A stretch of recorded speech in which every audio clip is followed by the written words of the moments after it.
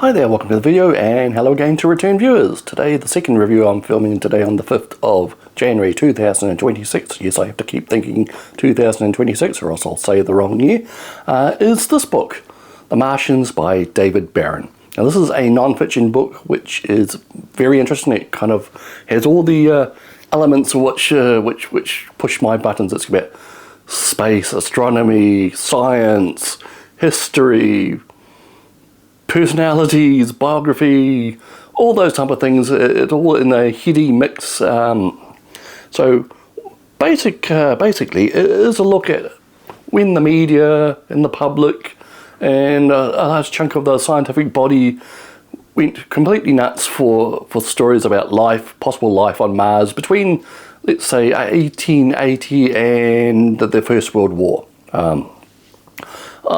Growing up, being interested in astronomy and space science and space exploration, I had often heard these stories about how people thought there used to be canals on Mars and speculated on life forms on Mars, irrigating the dying planet and all that type of thing. I think some of these old Disney animations make reference to all this, and for the most, in me growing up from the 70s to the present day, a lot of this was shown as, you know, those ye-olde people and their stupid ideas, how could they be so foolish, that type of thing. This book posits quite a different story than that. It was it's more like a concentrated media beat-up in the end of the 19th century and the what they call the Findicicle period.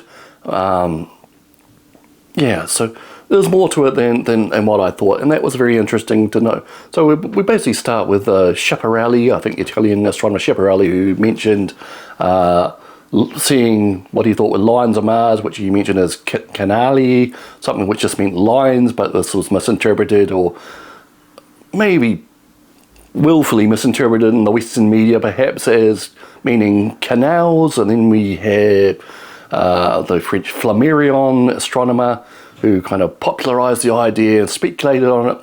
But the main backbone of the story, the main thrust of the story, is about Percival Lowell, the American from an upper-class East Coast family, who basically made the canals on Mars and possible life his major thrust into public life, basically. What can we say? So this book really follows his story, and he pops in and out of the main narrative in between vignettes about life in the late 19th century, early 20th century. We travel to France and Italy and Asia, South America, all over the globe, where aspects of the story took place or were based.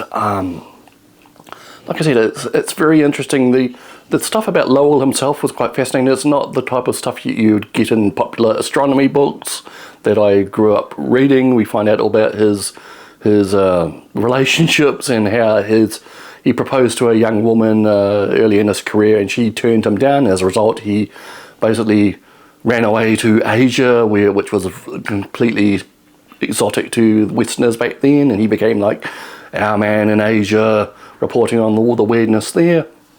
And when he came back to the United States, this Mars thing kind of took over his life, and this became what he was basically well known for and remains well known for to this day.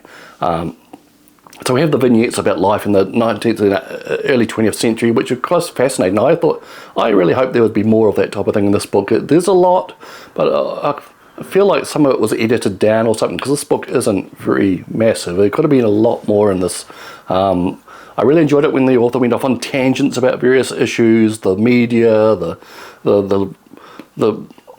issues of the day, that type of thing. That was kind of fascinating. So anyway, there's the various periods of opposition where planet Mars is closest to Earth occurred every so many years from the late 19th century through to the early 20th century. Each time the media would hype up the issues, and there'd be stories like, oh, lights had been seen on Mars, and then various luminaries of the time, people like Nikola Tesla, would get involved, and the story would get hyped up again, and soon there was stories that Tesla had been receiving signals possibly from Mars, and the just speculation in the media that how could we signal Mars. There's stories about building enormous reflection mirrors and stuff on the desert, or drawing giant black marks on the Sahara Desert.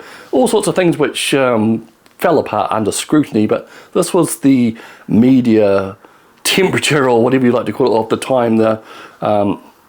People could not get enough of this Mars stuff, and every so many years the cycle repeated itself as Mars became close again, and the media hyped it up, and various supposed experts pontificated in the media about it. There were lecture series and books put out by Lowell and others. It all became a massive hype train, basically, as we might call it today, because if there were canals on Mars, if they were genuine, then there were people on Mars. And what were people on Mars like? Were they humans? Were they insects? Were they lizards?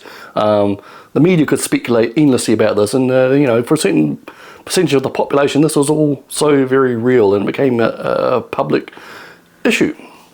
Now, things started to fall apart for the story in the maybe early 20th century, 1906, 1907, when photography came about and better telescopes came about, and it became clear that the human mind was joining the dots basically on Mars. There were dark areas, contrasting areas on Mars, and the people like Lowell and so on had been basically imagining things. Basically, that's the easiest way to put it.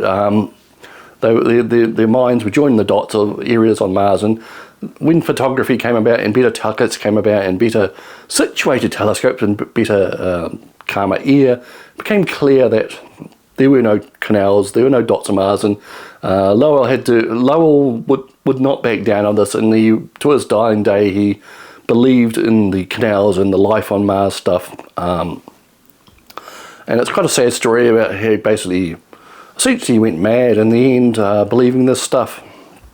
Other people still continued on believing it, other people withdrew, and it soon became clear that there was no canals on Mars, there's probably no life on Mars. But the interesting thing about this book is it doesn't end there. It shows how the various seeds planted during this craze in the late 19th, early 20th century lead on to science fiction of today, science fiction authors which of course inspired astronomers themselves, and space exploration in the 60s, 70s, 80s, 90s to the present day. A lot of that can be led back to the public and scientific interest back in the era this book covers. So that's The Martian by David Barron. I hope I've done a good job of explaining it.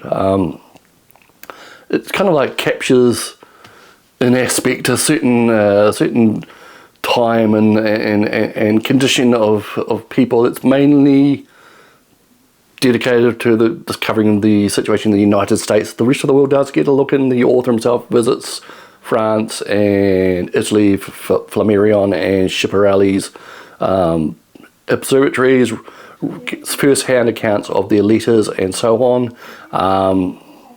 So that is The Martians by David Barron. I think it's a good book. I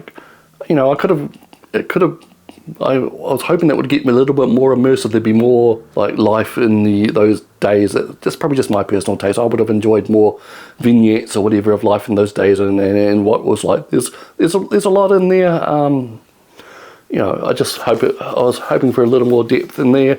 It is very well illustrated. There's lots of newspaper illustrations and photographs or early photographs and diagrams and what have you that kind of shows what was going on in those days. I enjoyed it immensely. It's kind of, like I said in the beginning, it pushes all the buttons in my interests.